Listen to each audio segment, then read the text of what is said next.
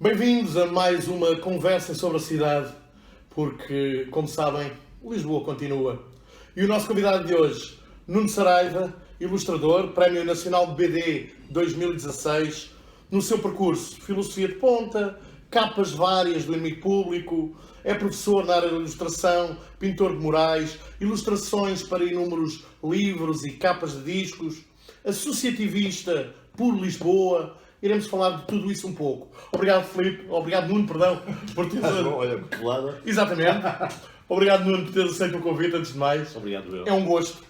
Olha, nestes teus trabalhos mais antigos e ainda hoje bem lembrados, Filosofia de Ponta, A Guarda à Bíblia, o Arnaldo, o pós-cataléptico, eram muitas já as cenas que se passavam em Lisboa, tal como continua a acontecer no teu trabalho. Esta tua ligação naquilo que desenhas à cidade de Lisboa é uma coisa que vem de muito longe.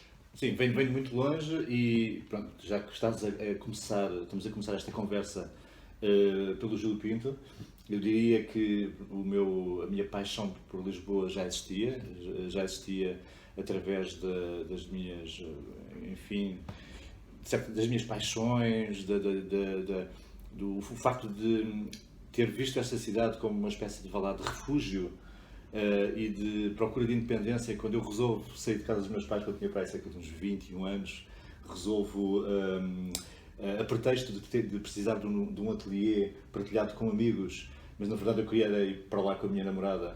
A partir desse momento eu deixei de viver na casa dos meus pais, porque é que viviam em Almada. Parece que não, parece que, enfim, Almada faz parte da grande Lisboa, não é? A distância de um rio apenas, é um salto. Mas naquele tempo e naquelas idades era um salto bastante grande mesmo de se fazer, e eu sempre que olhava para Lisboa, daquele fantástico mirador que é a Almada.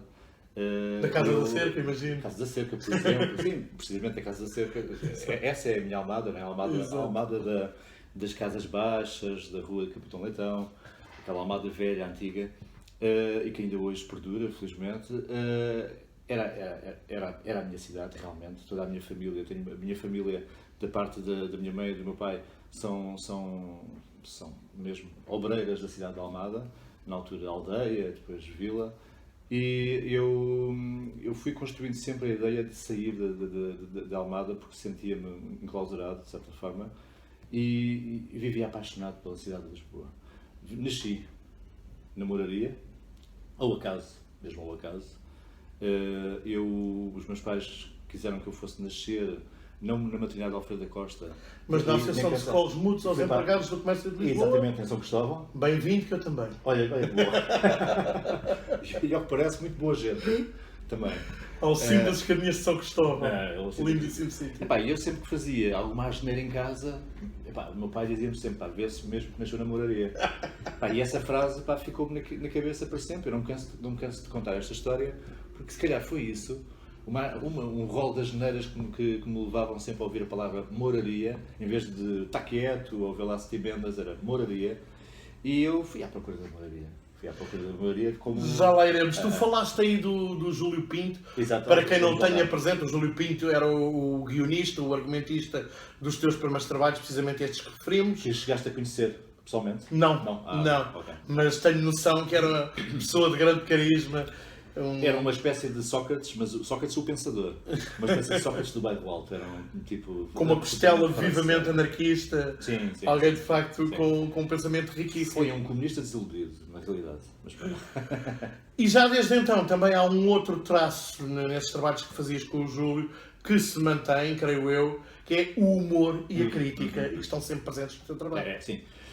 Deixa-me dizer-te uma coisa, que pronto, o meu raciocínio, nessas coisas, quando nós estamos a falar de nós próprios, de repente às tantas, as coisas estão tão... Está tudo ligado, não é? Como diz Exato. o outro. Mas depois nós perdemos com pronto, portas e travessas, e de repente estamos a falar de outras coisas, mas a verdade é que, voltando agora ao Júlio Pinto, havia uma coisa muito curiosa. É que o Júlio escrevia, e escrevia de uma forma soberba, escrevia a pensar na Lisboa dos anos 70, 80. Nos inícios dos anos 80, aquela estranha Lisboa caótica, a Lisboa das prostitutas, a Lisboa dos jornalistas que se encontravam sempre por volta das 7 da noite para o seu, vá lá, aperro, mas que era só grandes copos de whisky, e até onde praticamente todas as redações mudavam. Era no bairro Alto. Era no bairro Alto, as redações mudavam de sítio, saíam do Diário Popular e saíam dali da zona da Interpress e ia tudo para os barzinhos vizinhos. E era ali realmente que fluíam as ideias, que nascia a reação, não é? Porque o jornalismo naquela altura era um jornalismo, ao contrário de hoje, muito de reação. E é curioso como o Júlio ditava-me tudo isto, embora eu seja um filho de pessoas que eram comunistas, então que se julgavam comunistas, não é? Porque à medida que nós vamos crescendo, vamos percebendo que estas coisas dos ismos, tem muito que se diga. Como dizia o Mano Branco, ismos para aqui, ismos para lá. Exatamente. E eu já vinha muito com toda aquela bagagem dentro de mim, e quando eu conheci o Júlio Pinto, foi logo amor à primeira vista, demos-nos mesmo muito bem, apesar da nossa diferença de idade ser bastante grande, cerca de 25 anos. O Júlio ditava-me a Lisboa dele, e atenção que nós estávamos em 93, 94, quando eu começo a trabalhar no Fiel Inimigo. O Fiel Inimigo era uma espécie de sucedâneo do Bisnal, do Afonso Praça, e que já de si era uma espécie de cópia à portuguesa do Le Canard enchaîné.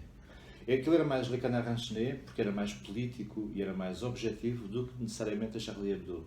Porque a Charlie Hebdo sempre se moveu muito pelo escatológico, pela piada fácil. Muito embora tivesse cartunistas magníficos, maravilhosos mesmo, eu sempre contestei um bocadinho um determinado humor da Charlie Hebdo, apesar de estar absolutamente solidário com as vítimas daquele odioso massacre. Mas foi nesse espírito, foi nessa espécie de falar de caldeirão de ideias, de zona de combate, porque combatia-se muito, e combatia-se mesmo às vezes. Mas é também aí séria. que tu vais cultivando essa, eu não diria hábito, mas essa linha de ires desenhando Lisboa. Tu no fundo já desenhas Lisboa há muito tempo. Sim, eu já desenhava Lisboa antes, como disse, como queria, como eu já ia contar estes episódios. Quando vou estudar para as Belas Artes em Lisboa, acontece um caso muito interessante. Na altura, nós falávamos muito da Movida madrilena, existia uma revista chamada Madriz. O João Paulo Petrinho, na altura jovem João Paulo Petrinho, estava muito próximo do vereador da cultura na altura, que era o João Soares, e o João Soares tinha uma ideia fixa na cabeça. Ele queria fazer uma espécie de Madriz em Lisboa. E então criou uma revista chamada LX Comics. Essa revista LX Comics acabou por ser uma espécie de berçário de uma geração de autores de banda desenhada e de ilustradores que hoje são profissionais. E essa LX Comics teve uma vida curta de cerca de 4 ou 5 números. Entretanto, depois o Jorge Sampaio candidatou-se à presidência, pronto, E as coisas mudaram, pronto. A revista não continuou, mas o que continuou foi o espírito da coisa. E nessa altura eu ainda não conhecia o Júlio Pinto e ainda não tinha entrado no Fiel Inimigo, que era um jornal satírico, muito à semelhança do jornal que eu hoje trabalho e que sou fundador também, o Inimigo Público. O Inimigo Público. E que tem esta coincidência do nome Inimigo, não é? Eu estava precisamente a pensar isso. É quase que uma genealogia. Tu tens feito imensas capas do Inimigo Público e, em especial, durante o recente período de confinamento, foi de facto uma realidade nova para todos nós, como todos bem sabemos. Mas uma das coisas que eu gostava de abordar contigo foi a forma como as capas do Inimigo Público, que durante uns tempos se transformou em o inimigo caseiro, foram acompanhando todo o zeitgeist, o estado de espírito coletivo da população. Bom, deixa-me dizer, porque é uma coisa que eu não... O Luís Pedro Nunes faz mesmo questão de... Que é quem dirige o Inimigo Público, para quem não tenha o presente. O Inimigo Público. E o Luís Pedro, que eu conheço também desde a época do Independente, né? Porque eu, na minha vida de jovem ilustrador, quando eu estava nos 24 anos, 25 anos, tive a sorte de me acontecerem várias coisas em Catadupa, imensas coisas em Catadupa na altura, privilégio e sorte e acaso, não é?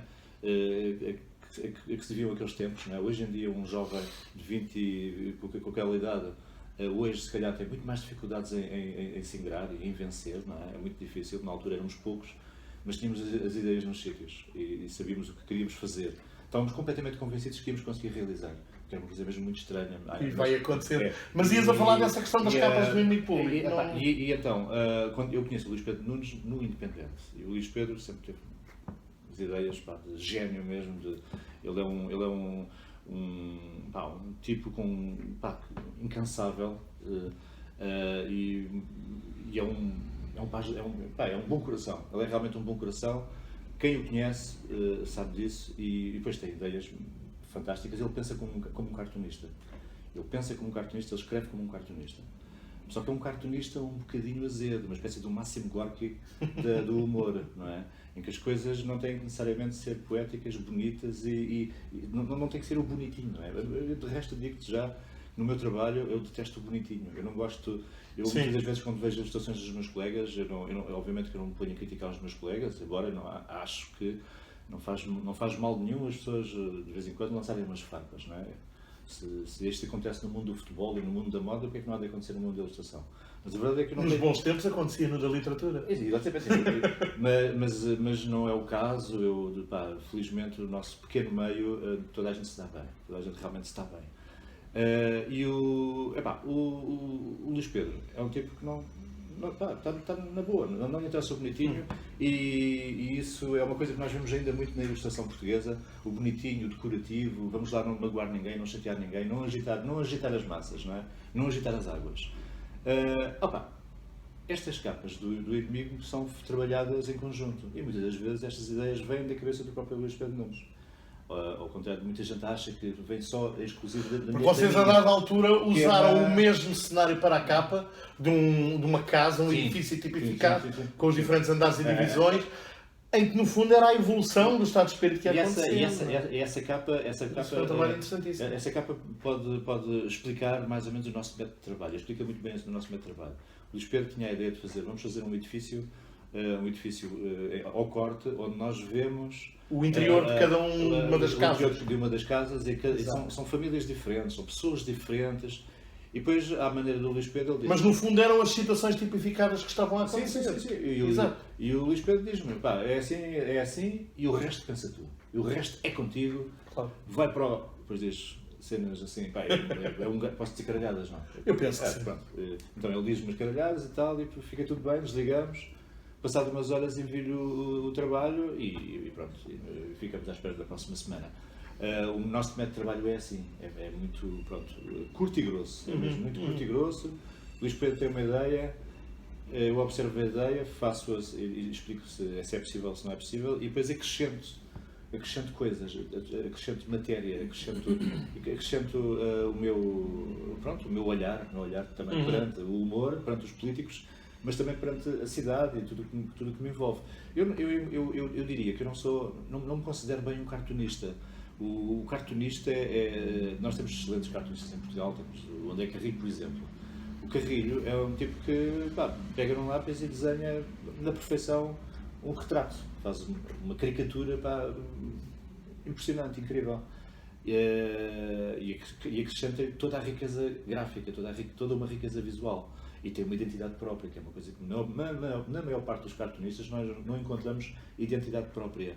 Isso é uma característica que acontece muito nos países que são minados e países que são mesmo muito têm uma tradição do cartoon político muito grande, como por exemplo alguns países da América do Sul, Argentina, Chile, Cuba, Brasil. Tem um peso político e Brasil. Sim. E eles sempre fizeram cartoon. E por terem feito tanto cartoon e viverem tanto aquele universo, muitos dos autores não têm uma identidade própria.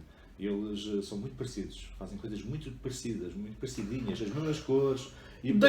Deixa-me trazer de volta a Lisboa. Falávamos dessas capas do inimigo público que foram de facto acompanhando esses nossos dias de confinamento. E o Nuno Saraiva, como é que viveu esses dias de confinamento? Foi tramado, eu ainda continuo de certa forma a viver, não as sequelas, mas realmente toda a dimensão da quarentena. Porque aconteceu numa altura em que felizmente eu e a minha companheira estávamos a transitar de casa para uma casa maior, até parece que tinha sido previsto, mas não, foi um acaso, foi uma sorte incrível.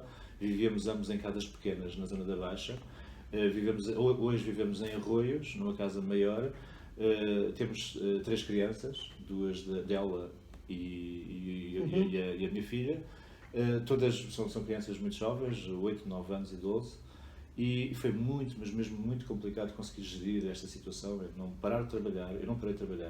Eu acho que nunca trabalhei tanto na minha vida quanto neste período de quarentena.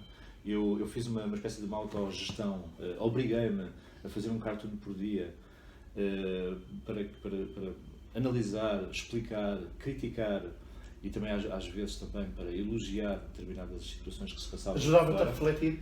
Ajudava-me imenso a refletir e levou-me a fazer uma coisa, fez-me fazer uma viagem ao passado, à minha juventude, que era aquela coisa de pegar numa folha e desenhar para mim. Sim. Eu nunca tinha feito, já há muito tempo que eu não fazia, há anos e anos, há décadas que eu não o fazia, porque eu sempre tive a sorte de ter trabalho. E quando não tinha trabalho, eu ia à procura dele. Ou então, quando não ia à procura dele, eu criava pontes, eu criava situações para que esse trabalho não me fosse garantido no mês seguinte. Eu não consigo encarar a ideia de pensar que em setembro não tenho trabalho. Eu tenho trabalho pensado já para janeiro, já para fevereiro de 2021. Eu tenho coisas já calculadas e programadas, dadas como certas, para o próximo verão de 2021. E isto é uma forma de pensar, que é uma forma também de sobrevivência, é uma forma de pensar de uma espécie de um nómada no deserto. Tem que encontrar sempre formas de conseguir sobreviver. E é uma coisa que eu não encontro muito na maior parte dos meus colegas, que se queixam muito, que não conseguem fazer muita coisa. Ficam espantadíssimos quando eu lhes digo, não, esta quarentena fez-me desenhar ainda mais, a trabalhar o triplo. E não apenas para mim, mas eu tive imensas ofertas de trabalho. Porquê? Porque o momento é político. Este momento que estamos a viver é, acima de tudo, político mesmo. Tem consequências políticas. Sim. Tem, de certa forma, não querendo estar agora, evidentemente, a contrariar a realidade da pandemia, não é? Que é uma coisa real, não é? Eu não sou daqueles maluquinhos que dizem que isto não é, que isto é uma construção, que isto não é bem uma doença e tal, nada disso, mas a verdade é que isto vai servir interesses. E principalmente, isso seria uma outra longa conversa, principalmente veio trazer ao de cima uma série de problemas que já cá estavam. Precisamente. Quando se diz que ataca de determinadas classes sociais, determinados meios habitacionais, bom, o problema já lá estava. As condições de vida que nós encontramos já lá estavam. Não foi o Covid que as trouxe. Tu já explicaste aí que nasceste na Moraria e és um dos fundadores da Associação Renovar a Moraria. O que é a Associação Renovar a Moraria? Porquê é que surgiu? O que é que tem feito? Fala-nos um pouco dessa realidade. Eu não serei um fundador, não sou um fundador, mas estou lá perto. A Associação Renovar a Moraria, quando nasce, surge em 2008, salvo erro. Eu entro também em 2008, mas passado alguns meses, portanto faço parte mais ou menos, enfim, do primeiro grupo, pronto. De qualquer maneira estás lá desde o início do processo, exato. Desde o início. A Inês Andrade criou, que é a presidente da Associação Renovar a Moraria, tinha feito uma viagem, salvo erro, a Olinda, e estava maravilhada com várias associações que viviam em prol da comunidade e que tinham uma enorme atividade artística e cultural. A Inês, quando regressa a Lisboa e vive na Moraria, numa pequena casa ali à Rua das Farinhas, vivia numa altura em que a Moraria era uma ferida aberta, no centro da cidade. Era um gueto, como sempre foi. A Moraria sempre foi um gueto, já o era mesmo antes de sermos país, antes de sermos Portugal, não é? Foi um gueto na altura do califado, quando eles permitiam que os moçárabes que eram os cristãos, enfim, autorizados a habitarem na comunidade muçulmana, eles viviam na zona sombra. Portanto, os primeiros a viverem foram os moçárabes, e depois, quando se deu a chegada dos cruzados, e Lisboa volta a ser católica, são os muçulmanos autorizados, são os mouros que ficam na zona de gueto, na zona sombra, e aí até ao rei Dom Manuel I é-lhes autorizada a construção de uma comuna. A comuna é esta que tinha as suas próprias leis, a sua própria jurisdição, a sua própria cadeia, o seu próprio matadouro. Portanto, eles eram uma espécie de pequeno de enclave, pequeno enclave muçulmano, dentro da cidade de Lisboa, encostada às muralhas do castelo. Os reis católicos de Espanha e o Vaticano fizeram pressão para que Dom Manuel acabasse com aquilo tudo, como sabes, não é? E daí começam a surgir os cristãos novos, e os cristãos novos começam também... É muito curioso esse teu enorme interesse pela zona onde nasceste. Sim, muito. E pela história em geral, mesmo. O meu trabalho está muito encostado à história, ao estudo da história com um H grande mesmo. E a associação? Curiosamente, a moraria, até mesmo na altura, logo após o terremoto de 1755, quando se reconstrói a cidade, a moraria é a última coisa a ser pegada, a ser tocada. Porquê? Porque era o bairro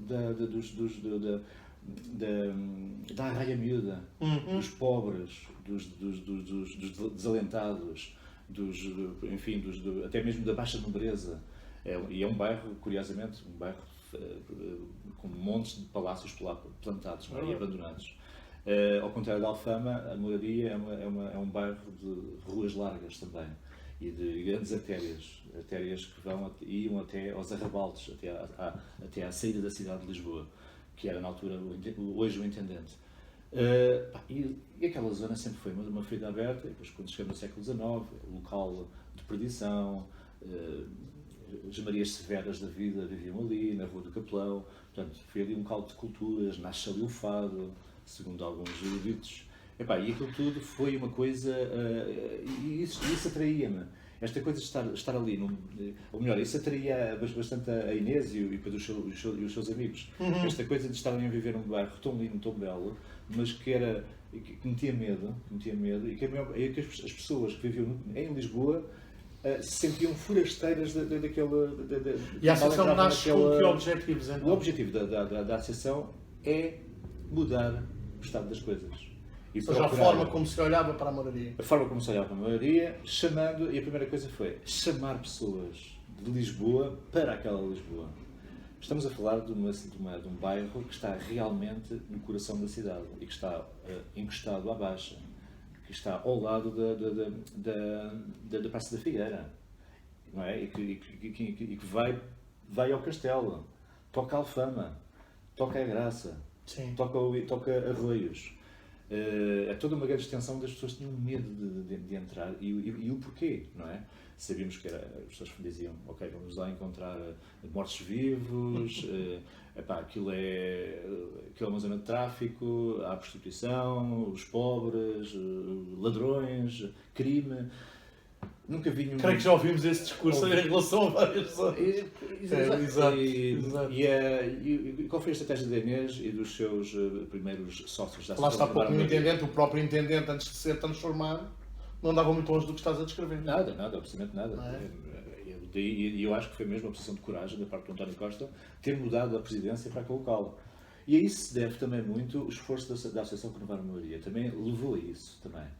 A Associação Renovar a Moraria procurou ir aos políticos. Fizeram um abaixo-assinado na altura ao Presidente da República, o Cavaco Silva, que teve resposta positiva, que mostrou interesse em analisar o problema e ver realmente que era um problema sério e que o perseguia há muito também, da cidade de Lisboa, como é que é possível, nós temos ali uma espécie de um casal ventoso dentro da cidade de Lisboa.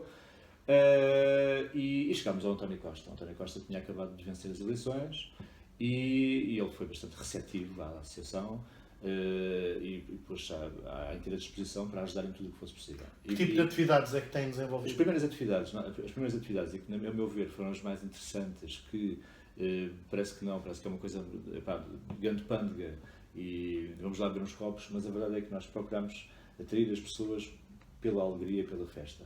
Foi criada inventámos uma coisa chamada Ronda das Tascas, onde nós atraíamos as pessoas, íamos para fora da moradia, chamar pessoas para seguirem numa espécie de procissão com música, às vezes com bandas tipo Dixie, outros gaitas, outros, sei lá, músicos de fado a tocarem, e íamos lá todos, atrás deles, íamos conhecer todas as tasquinhas e restaurantes da moradia. Isto teve um objetivo muito nobre, muito interessante, de fazer com que as pessoas descobrissem uma parte da cidade que não conheciam e ficaram apaixonadíssimas com toda aquela beleza decadente que aquele bairro tinha, e de casas apalaçadas, muito interessantes, fachadas muito bonitas mesmo, mas a caírem de podre. Criaram um jornal. Criámos um jornal, criámos uma espécie de isto tudo a Ronda das Tascas foi muito boa também para o comércio local, que se queixava de só ter as pessoas que lá viviam, não é? E depois criámos um jornal e criámos também uma coisa, um jornal que era um jornal absolutamente dirigido para as pessoas do bairro. Exatamente. Oferecido, nós fizemos, e aí entraram os políticos, aí teve que entrar, obviamente, claro, um apoio de fora. Fizeram-se candidaturas, procuraram-se dinheiros da Comunidade Europeia, procurou-se a simpatia e a benevolência de alguns políticos, mas nunca tornámos a coisa partidarizada e nunca fomos próximos deles. Nunca quisemos fotografias ao lado de X e Y, e sempre que procurámos o distanciamento, muito embora nos bairros, e como tu bem percebes, não, se nos bairros, sei lá, a tia não sei quantas de repente critica uma menina que ela está ali a andar de minissaia, então o que é que eles não diriam de nós que de repente aparecíamos com o António Costa a passear pela rua e a mostrar o bairro antes de ele ir fixar-se ali no intendente. Portanto, imperavam as más línguas, como é evidente.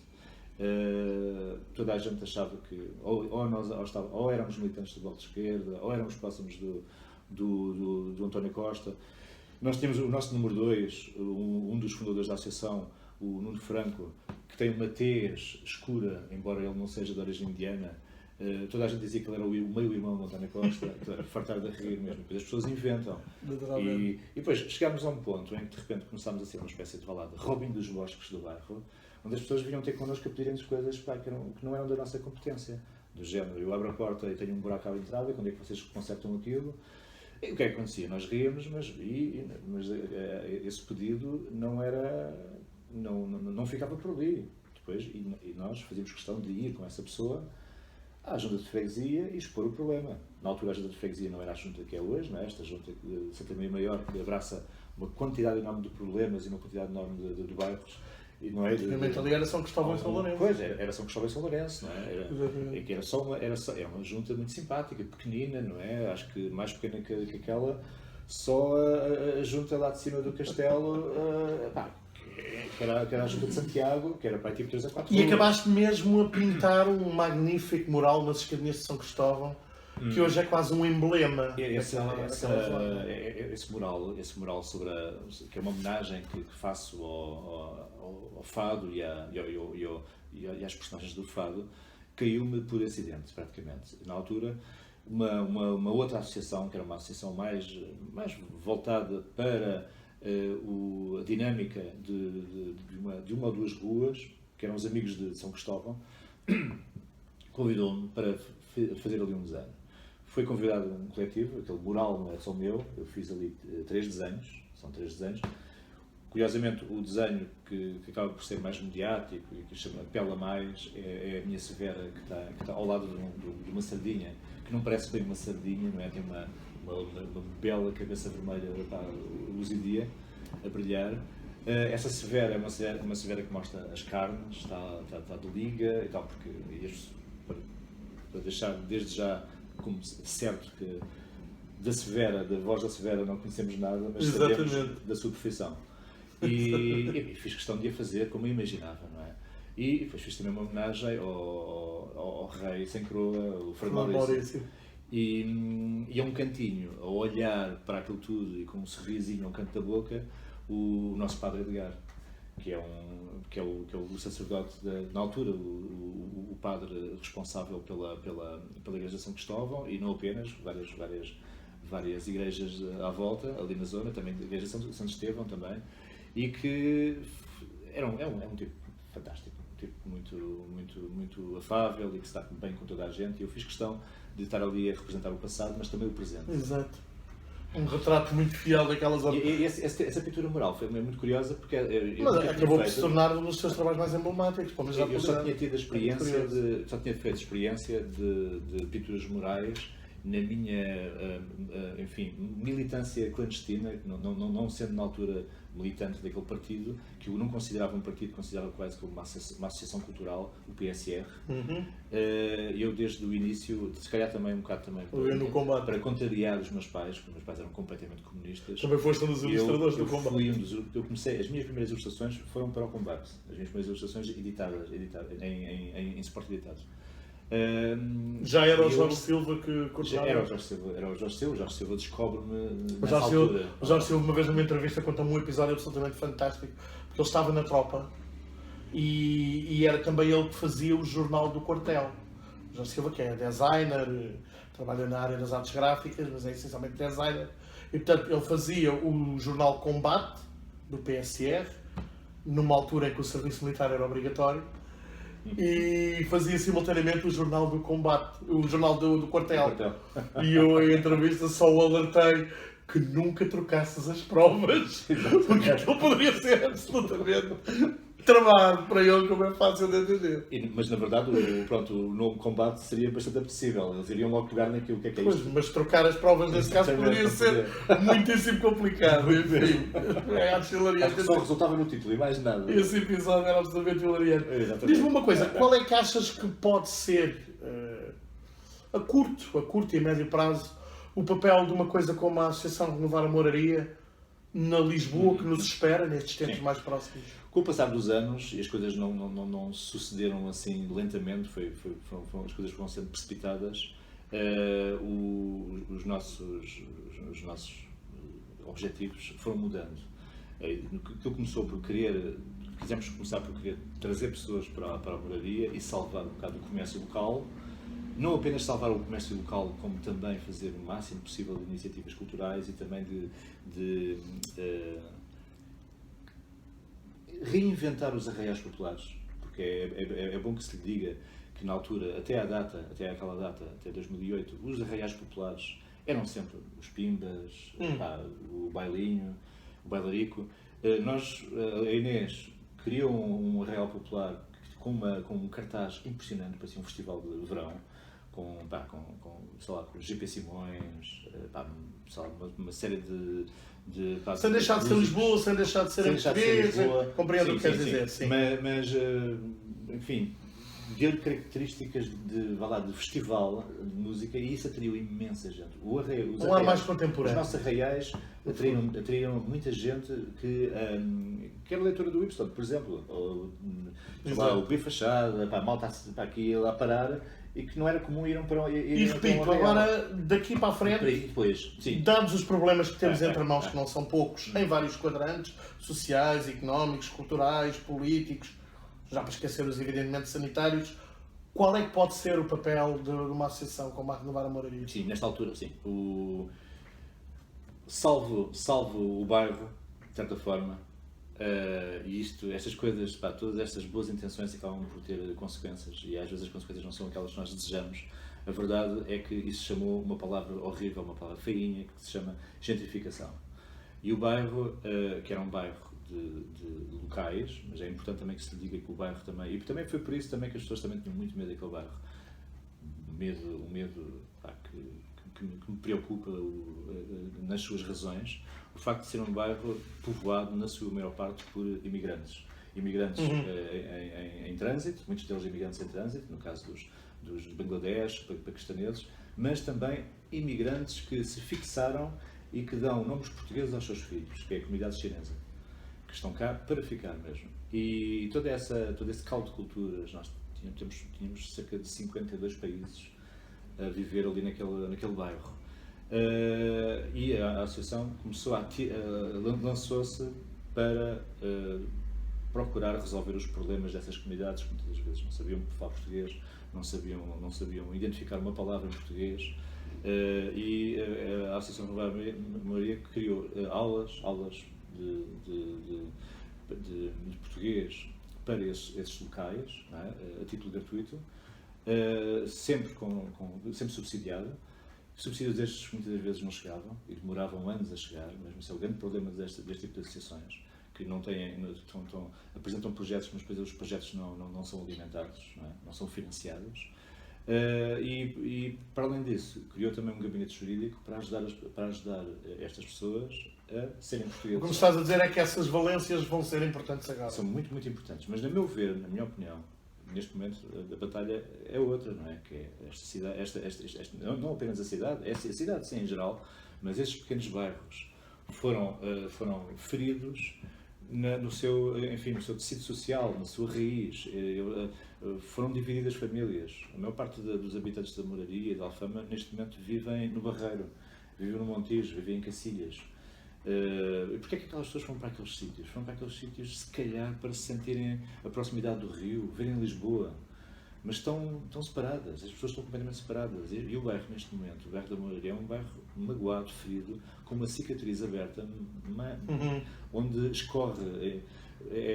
Se nós encontrarmos aquele bairro com sangue coagulado e com feridas que se calhar tinham 200 anos, hoje é uma ferida aberta que escorre e que chora e que não vejo grande solução, porque a não ser que sejamos nós, os cidadãos, que procuremos encontrar soluções e tentemos abanar os políticos para este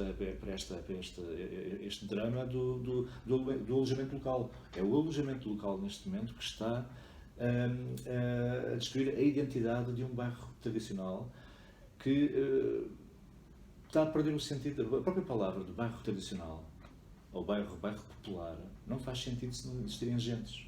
Exato. Não faz. Senão é uma cidade-museu. Nós não queremos uma cidade-museu sem habitantes. Nós não queremos com vitrines, um bairro, com vitrines humanas. Não queremos um bairro que é um museu vivo, mas sem pessoas vivas lá dentro. Não é possível. Deixa de ser um bairro popular. Passa a ser apenas um conjunto de edifícios que trazem dentro deles memórias e mais nada. E nós temos que recuperar essas pessoas. Acho que tem que existir inteligência e coragem política para ir buscar estas pessoas e trazê-las de volta a Lisboa. Ao Barreiro, eu gosto muito do Barreiro, não tem nada a ver com o Barreiro, mas recuperar essas pessoas e voltar a fazer com que essas pessoas vivam com alguma dignidade, não é? Nós também não podemos, evidentemente não pode, há uma coisa que me irrita também, é uma coisa muito francesa, pronto, mas é uma coisa que me irrita muito, é o paternalismo. Nós não temos que ser paternalistas com os outros, não é? Conseguimos encontrar mecanismos para que essas pessoas voltem a viver na cidade e depois as pessoas fazem as suas vidas. Olha, tu já fizeste coisas muito variadas, mas há uma coisa que é constante em muito do teu trabalho. Eu lembro-me, por exemplo, de uma capa que tu fizeste para um artigo alargado sobre o sexo na literatura portuguesa, uma capa magnífica. E todos estes trabalhos que já falámos um pouco, não sei se queres entrar em algumas capas, quer a Guarda à Bíblia, quer a... sexo, coisa, tenho ali... Olha, vou-me levantar só para apanhar, apanhar ali, até porque... Está aqui? Nós não estávamos combinados, não é? Certo. Mas... é esta capa. Esta capa aqui. Esta capa é absolutamente de antologia. Está. Bom. Exatamente. Mas depois temos aqui outros exemplos. A Guarda à Bíblia, a Filosofia de Ponta. A Filosofia de Ponta é que... Tu chegaste... é a minha primeira... Podes ir mostrando, exatamente. Álbum, não é? Chegaste a organizar um workshop de BD erótica no Arco. Não. Ou seja, já desde... Não. Eu nunca organizei nenhum workshop de BD erótica. Então... Fiz uma coisa parecida. Ok. Epá, porque essa coisa de um workshop de BD erótica é... Mas a informação que se encontra na internet é isso. A ideia estava lá, mas o que eu criei foi um workshop de desenho de burlesco. Em que convidava dançarinas de burlesco. Na altura estava muito na moda o burlesco, as danças burlesco. Sim. E então eu fiz Mas desenhos, há um link, como se diria hoje em dia. Não é completamente ao lado. O erotismo está presente, como é evidente. Está muito presente no teu trabalho, presente, não é? E estava Sim. presente nesse curso, não é? nesse workshop. Esse workshop interrompi o workshop este ano. Mas eu tenho a certeza que isto te diverte imenso. Sim, Creio que isso passa do teu trabalho. A minha posição, o meu lado, a minha faceta enquanto professor, faz-me aprender, não apenas ensinar e levar o outro a conhecer algumas coisas, mas eu procuro sempre aprender e apanhar muito dos meus alunos. Os meus alunos são jovens adultos, não é? Não são crianças. Eu dou aulas, comecei por dar aulas no Arco, já vai por 20 anos, quase 20 anos. Quando lá cheguei, eu enquanto professor, era mais jovem que os meus alunos. E hoje não, hoje sou mais velho, não é? Mesmo assim, muitas vezes tenho alunos mais velhos até. É um curso, pronto, de inscrição livre e na maior parte das vezes eu acabo por me fazer, ou na altura fazia-me mesmo muito camarada dos meus alunos e observava-os e apanhava muito da sua linguagem própria. Como nós sabemos, as gerações vão transformando linguagens, vão transformando códigos. Exato. E esses códigos, se calhar eu não os compreenderia se não fosse uma observação atenta aos meus alunos que têm andam à volta dos 20, 25 anos, à volta disso. As aulas de burlesco, devo confessar, que são também um bocadinho a pensar em mim também. Eu faço as aulas, convido as dançarinas de burlesco, faço também, trabalho também com modelos académicos e aproveito esses momentos de silêncio meto-me num cantinho e faço os meus desenhos. Eu há pouco estava a dizer que não fazia desenhos para mim, porque tinha uma quantidade enorme de oferta de trabalho e não conseguia ter tempo para fazer os meus desenhos de gaveta. É verdade. Mas a grande exceção são realmente essas aulas, as aulas de arco, onde eu tenho a possibilidade de desenhar algo que é difícil de encontrar. Ou seja, no fundo estás a fazer o mesmo trabalho que os teus alunos, só para ti. Acaba por ser esta vertente egoísta, não é? Isso é engraçado. De aproveitar. É egoísta, mas ao mesmo tempo de experimentação, Sim, não é? Então, porque estás a mandar fazer uma coisa, mas ao mesmo tempo estás tu próprio a experimentar fazê-la. Isso é bastante engraçado. Teria que ser assim, porque seria uma oportunidade perdida de fazer, recriar cenários e recriar situações que noutras circunstâncias só poderia ir para o Google ou imaginar. Não é? E as minhas aulas de burlesco são sempre muito, muito, muito cénicas. Não existe uma igual. E procuro fazer com que as aulas não sejam essas aulas de fim de curso, porque é um curso com várias sessões, sendo que a última ou as últimas sessões são as sessões mesmo com o burlesco, e eu procuro criar ambientes e recriar ambientes. E então acabo muitas vezes também por associar territórios e universos que me são próximos e juntar, por exemplo, as aulas do arco ao meu conhecimento de uma certa boémia da moradia, que hoje infelizmente está fechada, não existe. Como dizias, isto anda tudo ligado. Isto está tudo ligado. E então levava os meus alunos e a dançarina a bares muito decadentes, mas mesmo muito decadentes. Nesses bares mesmo muito decadentes, que são bares abertos de dia, não é? Que muitas vezes abrem as portas de dia e lá dentro se passam coisas. Curiosamente, cada vez que eu aparecia lá e fiz-me amigo na maior parte dos proprietários desses bares, gente muito fixe, muito porreira, chegava lá e os clientes pisgavam-se todos. E curiosamente, num bairro, ou pelo menos numa zona, como por exemplo ali na Rua dos Anjos, que é uma zona que ainda hoje se praticam ali coisas muito pouco, enfim, próprias e para o comum dos mortais, aqueles bares estavam cheios de gente que parecia tipo, sei lá, de faca na liga e malta desdentados, gajos de porrada fácil. Mal me viam entrar com os alunos e com o modelo, eles ficavam altamente embaraçados, envergonhados, não conseguiam encarar o modelo de frente. Eu até dizia, podem ficar aqui, eles estão a desenhar uma sessão, vamos pôr aqui uma música, mas podem ficar aqui porque acho que vocês também fazem um bocado parte da coisa, do cenário e tal, fiquem. mas não conseguiam. Não sei, aquela estranha sofisticação, aquela colagem estranha de uma mulher muito bela, muito bem vestida, que se vai despindo, mas que nunca se despe completamente. Deixava-os constrangidos. Aí é que reside o erotismo, não é? Aí Claro, é que reside claro. não é? Não estamos a falar de naturismo, não estamos a falar de uma mulher que se expõe, sim. ou de uma modelo académica, não é? Que expõe toda a sua nudez para desenharmos os clássicos, não é? Ou para pintarmos os clássicos. Não, o erotismo reside na adivinhação, naquela coisa, naquele desejo de ver mais, É o que mas fica por dizer. E o que fica por dizer, É o que exato. fica por dizer, exatamente. E aquelas pessoas, acho que eles, pá, não sei, o erotismo, Baudelaire, pá, não lhes entrou na cabeça, não compreendiam o erotismo e ficavam muito assustados. No fundo, somos todos uns conservadores nesta cidade. Poderia ser um bom punchline. Ora, em 2010 tu venceste o Prémio Stewart. Com esta capa. Com esta capa. Foi com Olha, esta capa. não sabia. Foi com Boa. esta capa. Eu bem me parecia que esta capa era forte. Esta O capa é inesquecível. Prémio Stewart, que é um prémio de ilustração, foi Exatamente, que era organizado pelo El Corte Inglês. organizado pelo Corte Com a Inglês. série Alvin, depois fazia o catálogo. Com a série Alvin. E, Foi de facto um galardão bastante importante na altura. Foi um galardão. Eu dava a sensação que fazia um pouco a ponte entre os clássicos da ilustração, do cartoon, da caricatura e os atuais, digamos assim. Sim. Fazia um bocadinho a ponte, não é? Fazia a ponte, mas eu acho que tinha uma Logo pela ideia de ir evocar o Havia ali Stewart para mostrar os novos ilustradores. Sim, Eu lembro-me em 2007, dos artistas que estavam na shortlist de ilustração era um senhor chamado Alexandre Farto, que muitos hoje conhecem apenas como Vils. Exatamente.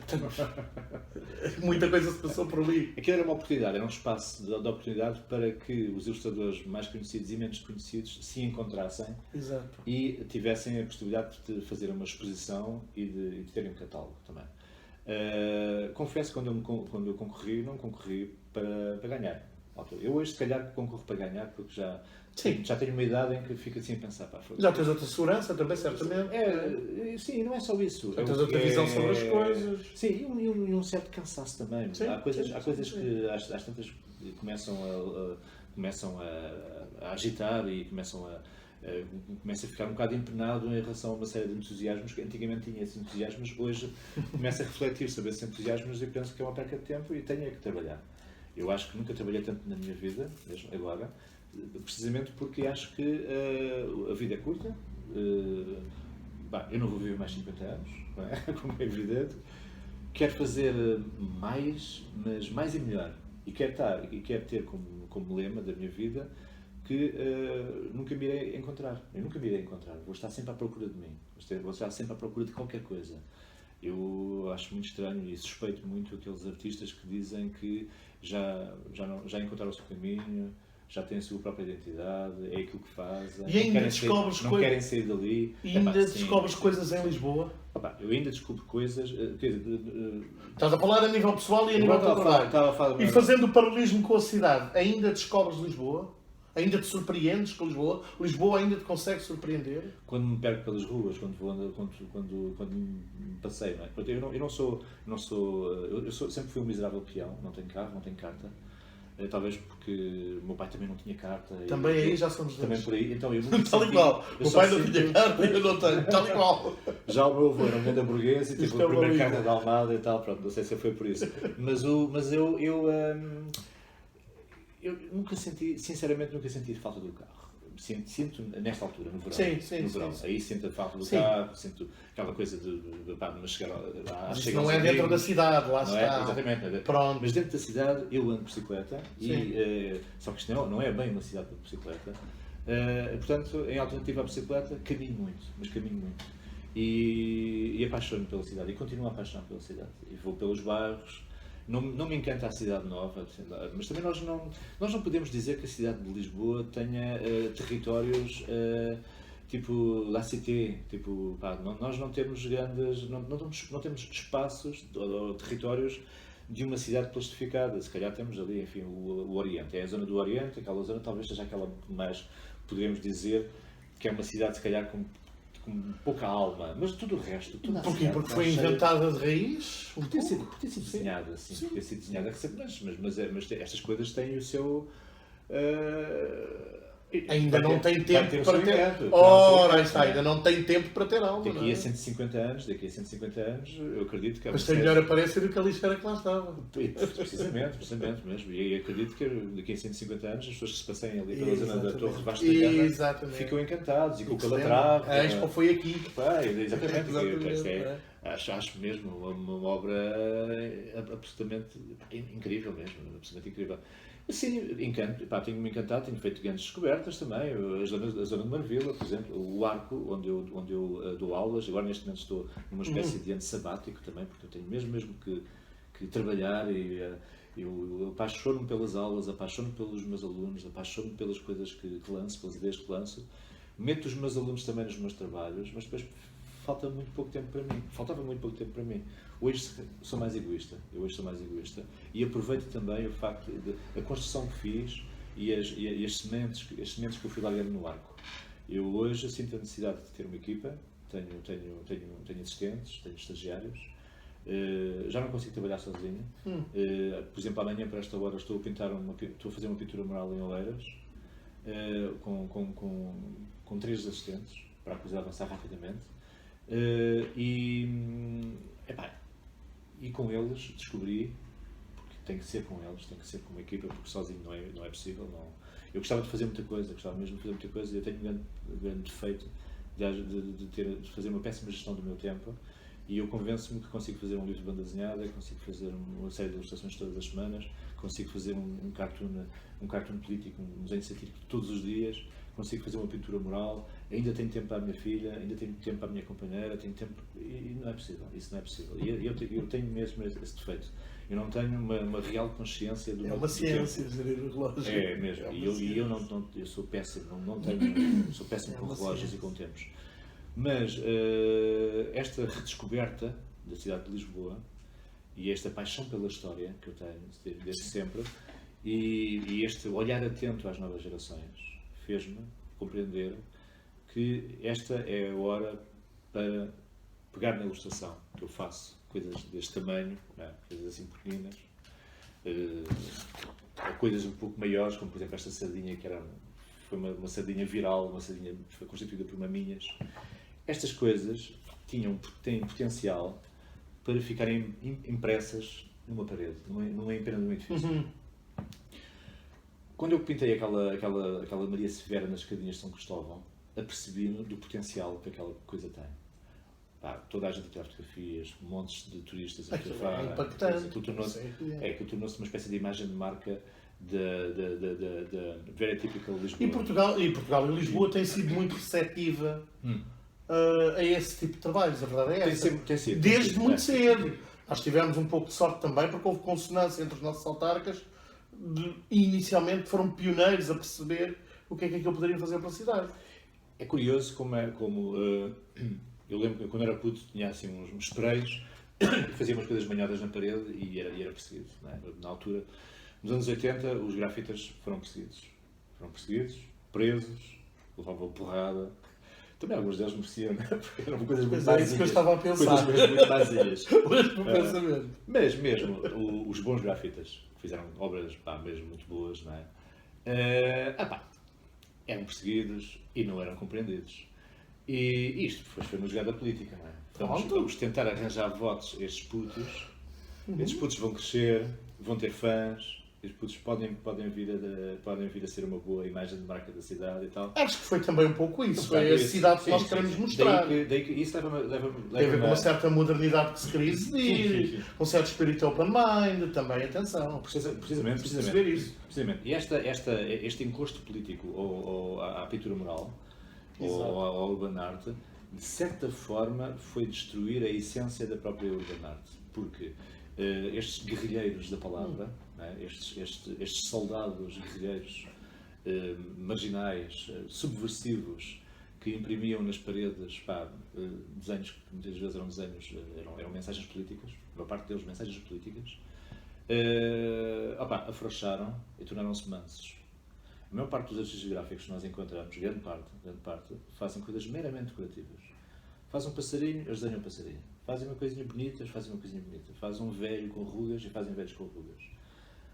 Nós temos muito poucas. Isto não é. Já para não falar da ligação às marcas, à publicidade e as marcas e tudo isso, não é? Portanto, a pintura mural perdeu os seus soldados. Perdeu os seus soldados e neste momento está higienizada mesmo. Eu não considero, da mesma forma como Será uma conversa muito longa, sabes que o sistema é ótimo a trabalhar os rebeldes. Exatamente. Há muito tempo, não é? É essa. E para depois poder exibi-los em vitrines. E neste momento, essa é a minha luta. A minha luta é. Agora fiquei mal, usei uma. Pronto, o meu combate, é pegar nas potencialidades da pintura mural em penas de edifícios grandalhonas. E aí está. Esta coisa de ter chegado aos 50 anos e continuar, e de repente ficar maravilhado com coisas de putos, de entrar, por exemplo, numa grua, manipular a grua, subir 35 metros, não conseguir olhar para baixo porque as pernas tremem, e mesmo assim tentar fazer um risco direito numa empena de um edifício, e não ter a possibilidade de recuo para perceber se o desenho está a ficar bem ou não, e existir ali o mistério, o acaso do erro. Essas coisas fascinam mesmo. E vês a questão da escala de outra forma. Esta coisa de eu desenho assim, o meu braço move assim, mas numa pintura mural eu tenho que fazer assim. Há uma ginástica e depois leva-me também a pensar, eu não preciso de ir para ginásios para cultivar o físico e para ficar em forma. Eu não preciso ir para ginásios porque vou para a pintura mural, vou trepar coisas, subir os cadotes e fazer coisas assim do género. Isto sempre acompanhado por miúdos mesmo muito porreiros. E deixa-me só dizer uma coisa, a pintura mural aliada a um comportamento e uma razão do combate, que é, nos dias de hoje, o nosso principal inimigo não é só o racismo, não é só fazer com que as minorias encontrem voz, não é só isso. Ou a perigosa ascendência da extrema-direita. O grande problema neste momento que nós nos debatemos e que nos poderá minar a todos é a lógica do politicamente correto. A lógica do politicamente correto vai-nos fazer, se calhar às vezes, não nos apercebemos que somos racistas quando nós somos absolutamente antirracistas. O politicamente correto vai-nos levar a fazer coisas que nós nunca pensámos fazer porque temos uma formação, enfim, libertária. Não é? Os ensinamentos do iluminismo estão a desaparecer todos por causa da porcaria do politicamente correto. Não fazemos isto porque podemos estar a magoar alguém. E isto é muito, muito perigoso. É mesmo muito perigoso. E os meus trabalhos têm sempre como enfim, algures por ali a mensagem do político, a luta contra o politicamente correto. A tentativa de lançar uma mensagem e de fazer agitar as cabeças e de nos levar a pensar. Muitas das vezes, e essa é a força de um cartoon político, muitas das vezes a interpretação de um cartoon político ou a mensagem do cartoon político é dúbia, é ambígua. Não quero dizer com isto que mas obriga a pensar. Obriga-nos a pensar. Mas obriga a pensar. Um cartoon que diz exatamente o contrário daquilo que nós pretendemos que diga, é um cartoon falhado, isso não há dúvida. Mas um cartoon que transmite uma mensagem, mas que essa mensagem vá por 3 ou 4 caminhos que diga mais que uma coisa paralelas, mas de certa forma distantes, isso é muito interessante. Que diga mais que uma coisa. Nuno, para terminarmos esta excelente conversa, gostava que completasses a frase. A minha Lisboa é... uma mistura. É uma mistura. Uma boa mistura. Muito bem. Nuno, muito obrigado por teres aceito o convite. E pronto, foi mais uma destas conversas sobre a cidade. Já a seguir, não desliguem já, vamos assistir, vamos ver, ter a oportunidade de ver algumas das imagens dos trabalhos do Nuno, algumas delas que estivemos aqui a falar. E já sabem, voltaremos brevemente com mais uma destas conversas sobre a cidade, porque afinal, Lisboa continua.